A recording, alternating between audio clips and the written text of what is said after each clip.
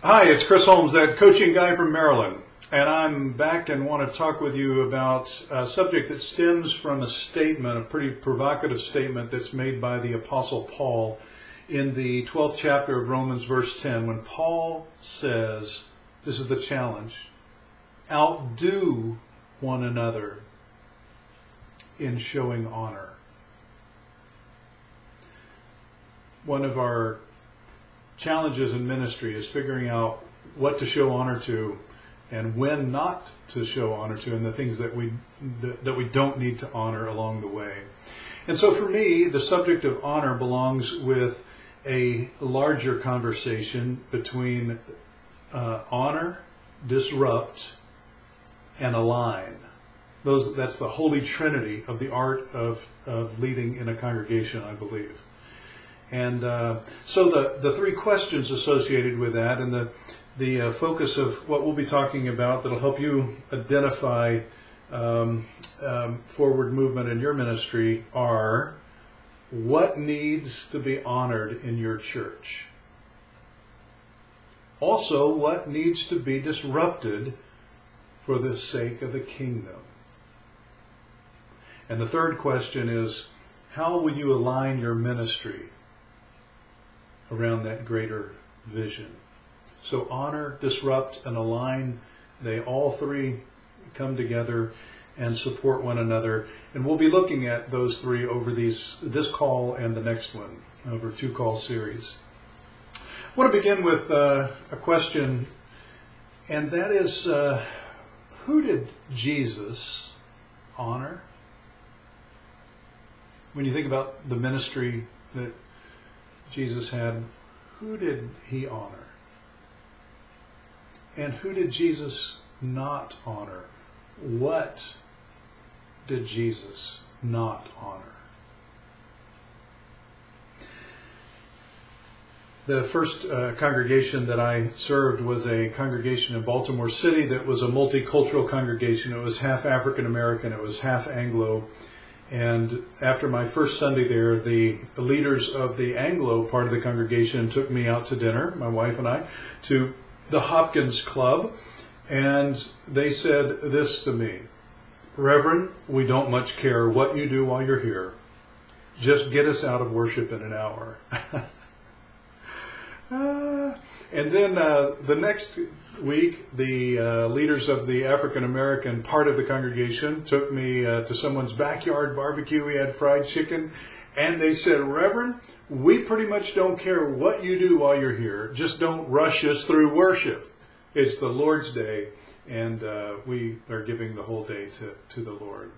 So, I mean, the values of both sides of that congregation showed up there at the very beginning of my ministry. And I had to figure out a way to honor not all of, but parts of both of those traditions. And for me, it was a matter of changing the conversation. And as we began to study the Bible more and to talk more about what the purpose of worship is, the question became is not how long we should be in worship, but the meaningfulness of the worship experience.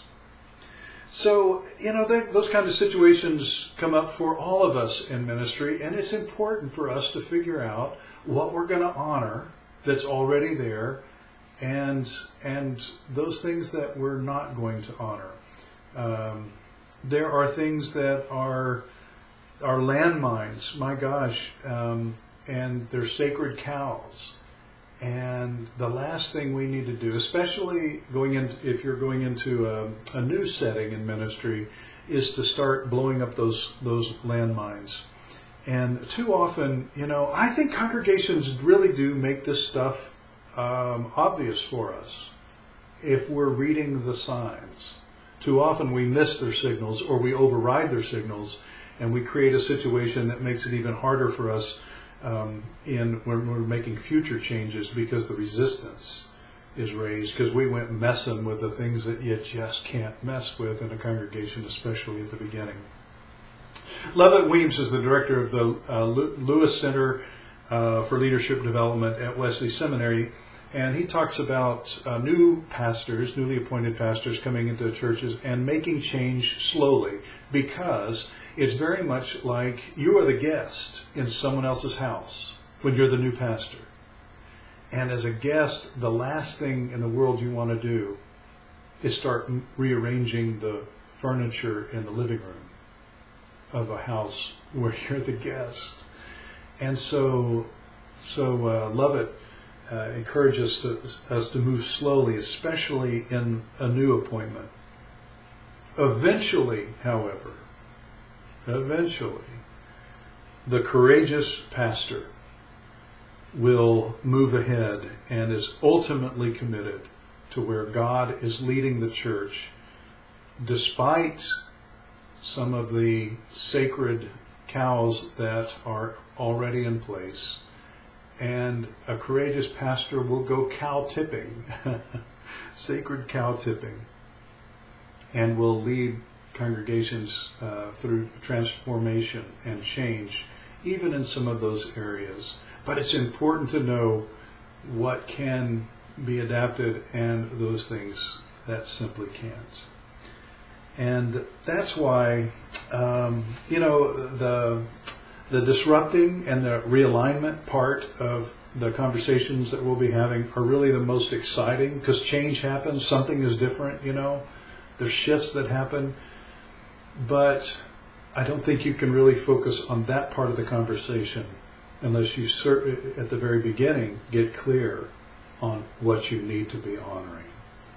My hope in your ministry is that you will continue to figure that out, and that you will honor what needs to be honored, that you will realign those things that need realigning, and you'll cause holy disruption for the sake of God's kingdom in the places where holy disruption is needed.